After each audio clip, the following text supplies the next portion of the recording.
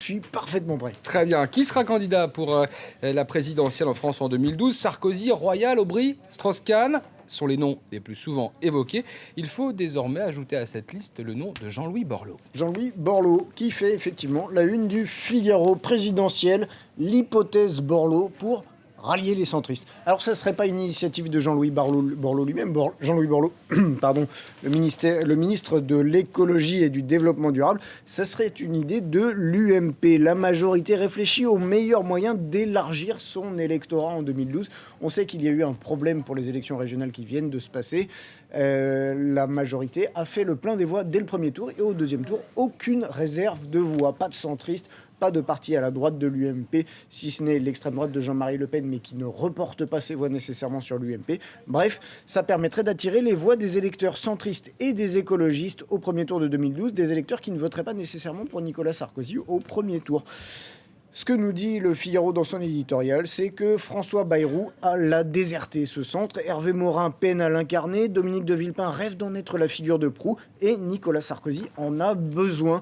Dans le paysage politique actuel, le centre droit, où Valéry Giscard d'Estaing à une époque pensait naguère rallier 2 Français sur 3, eh bien il cherche son centre de gravité, sa boussole. La bataille du centre pour la prochaine présidentielle a donc commencé.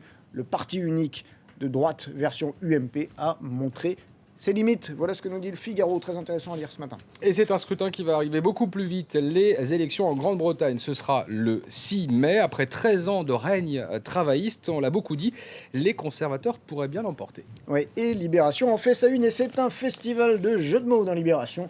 Élection, et si les Anglais roulaient à droite, on sait qu'ils roulent à gauche, bien sûr, en Grande-Bretagne. Et puis regardez ce titre, 2 hommes dans l'arène d'Angleterre. Je ne préfère même pas entrer dans le fond du jeu de mots.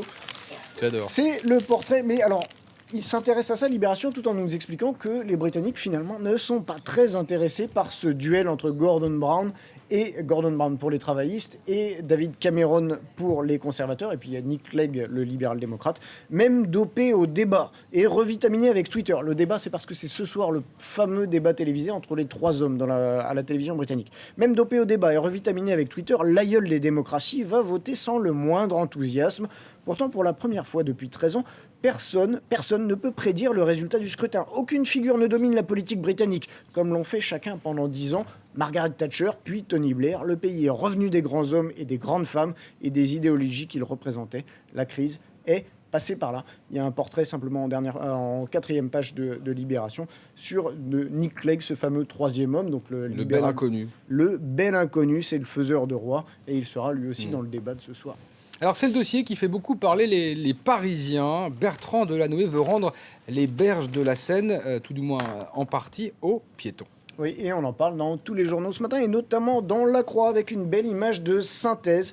Est-ce qu'on la voit ? Et ben voilà, ça c'est le port de Solferino, à côté du musée d'Orsay, voilà tel que ça serait rendu aux piétons. En fait, dans un délai de 2 ans, Bertrand Delanoë, le maire de Paris, veut rendre toute une partie de 2 km en bord de Seine, rive gauche, aux piétons, et retirer complètement les voitures de ce qui s'appelle actuellement les voies sur berge, qui sont pour les auditeurs, téléspectateurs qui ne sont pas parisiens ou pas français, des voies rapides actuellement qui permettent aux voitures d'aller à 50 km/h sur les berges de Paris.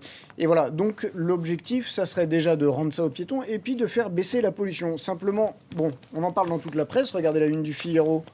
Paris à la reconquête des berges de la Seine. Là, on voit les pieds du pont Alexandre III. Ça fait hurler quand même pas mal d'élus d'opposition, parce que déjà, la voiture a de moins en moins de place dans Paris, et puis il y a une certaine asphyxie économique. Il y a une tribune d'Edith Cuignac-Gallois, qui est élue d'opposition à Paris, et qui nous dit « Mais l'asphyxie de Paris n'est pas celle que Bertrand Delanoë prétend combattre. C'est bien davantage une asphyxie économique, organisée et perpétrée par le maire. » Et alors, ce qu'elle nous explique, le rayonnement économique de la capitale est désastreux. Paris se classant 33e sur 37 métropoles européennes, les 37 métropoles européennes, en matière d'attractivité pour la création d'entreprises. Voilà, il ne faut pas, ça devrait être une ville-monde Paris et non pas une ville-musée, nous dit cet élu d'opposition. Quelle sera la prochaine annonce de Bertrand Delanoë pour répondre à la crise ? Un service de pédalo libre sur la Seine, peut-être ? C'est pas très gentil, ça. Comme tous les jeudis, Libération propose sa page cuisine et vous nous en parlez tous les jeudis. À la une aujourd'hui, les moules, Stan. Et ouais, moi j'aime beaucoup cette rubrique, c'est Jackie Durand. Mais lisez, si vous aimez la bonne presse, si vous aimez lire les beaux mots, regardez. Au printemps, des moules à la cool. Et voilà, à l'intérieur aussi, un beau jeu de mots, les Feux de la Moule, les feux de la Moule. Et alors, Jackie Durand nous raconte comment on va dans la baie de Somme voir un peu les moules. Si d'aventure vous passez par la baie de Somme, dans ce bout du monde entre ciel, terre et mer, offrez-vous un petit matin rare, délicieux, celui d'aller voir les moules naître dans les eaux froides de la Manche et grandir sur leur bouchon avant de les déguster avec une poignée de frites dans un restaurant du Crotoy.